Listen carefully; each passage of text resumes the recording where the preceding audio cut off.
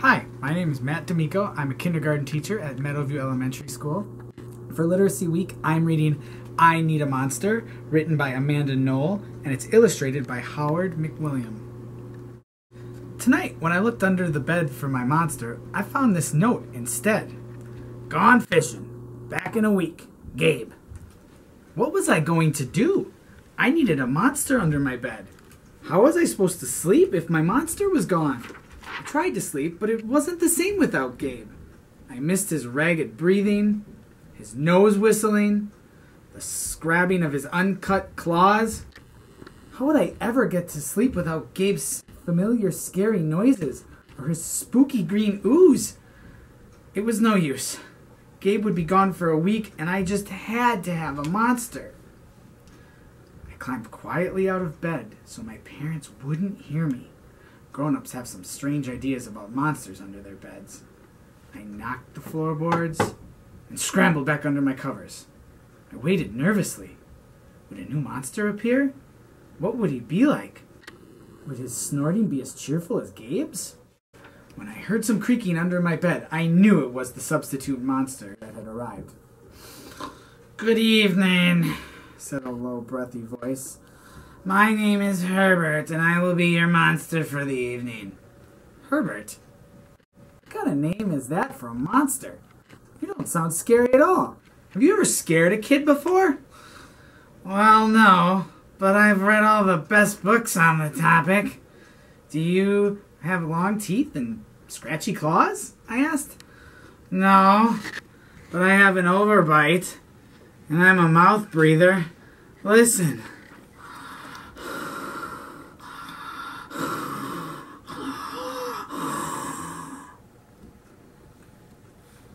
Herbert's panting was kind of scary, but it wasn't enough for me. Listen, Herbert, I'm sorry. I just don't think this is going to work. It's nothing personal, but I really need a monster with claws. Picky, picky, Herbert complained. As you wish, I will go. There was some more creaking. Then he was gone. Some scratching warned me that a second monster had appeared.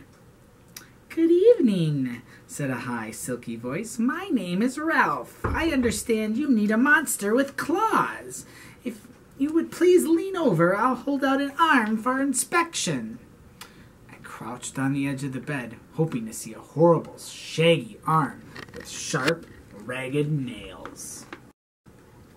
Instead, I was surprised by a sleekly brushed fur with smooth, shiny claws. "Excuse me, I don't mean to be rude," I asked, "but is that nail polish on your claws?" "Yes, it is," Ralph replied. "I believe professional monsters should always be well groomed." I could tell that this was not going to work either. "I'm sorry to disappoint you, Ralph, but I need a monster with scary claws. Like Gabe's," I thought. I heard some more scratching, and I knew Ralph was gone. A minute later, a third voice from under the bed rasped, "Check out these claws, kid." I gathered my courage and peered over the edge. The claws were impressive and dark and razor sharp. So far, so good.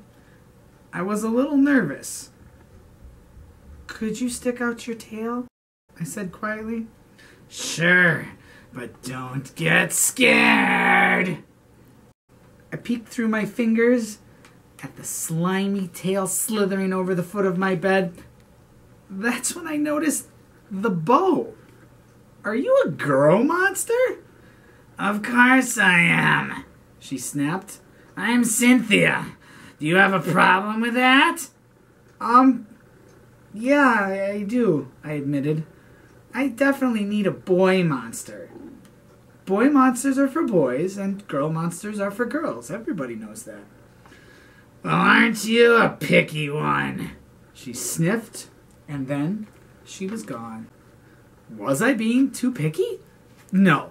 I knew that my monster needed to be well-clawed and menacing. The whole point of having a monster, after all, was to keep me in bed, imagining all of the scary stuff that could happen if I got out. Then I heard a shuffling noise and some slobbering. A fourth monster was under my bed. "Hi, the name's Mac."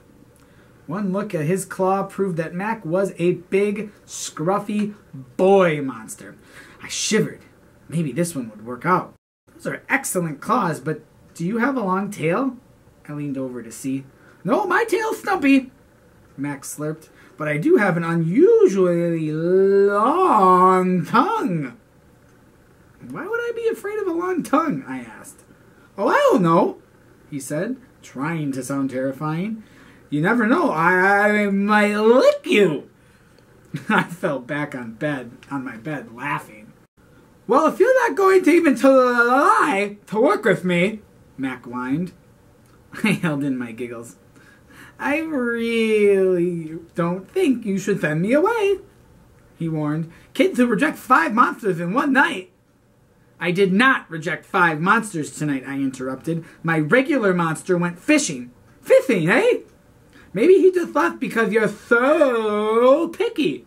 "Fine, I'm out of here, but I wouldn't expect another monster tonight if I were you."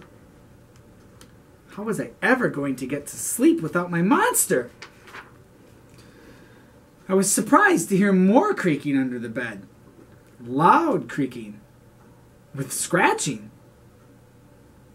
I thought no more monsters were going to appear tonight, I said. "Sorry I'm late, kid." Whew. It was Gabe.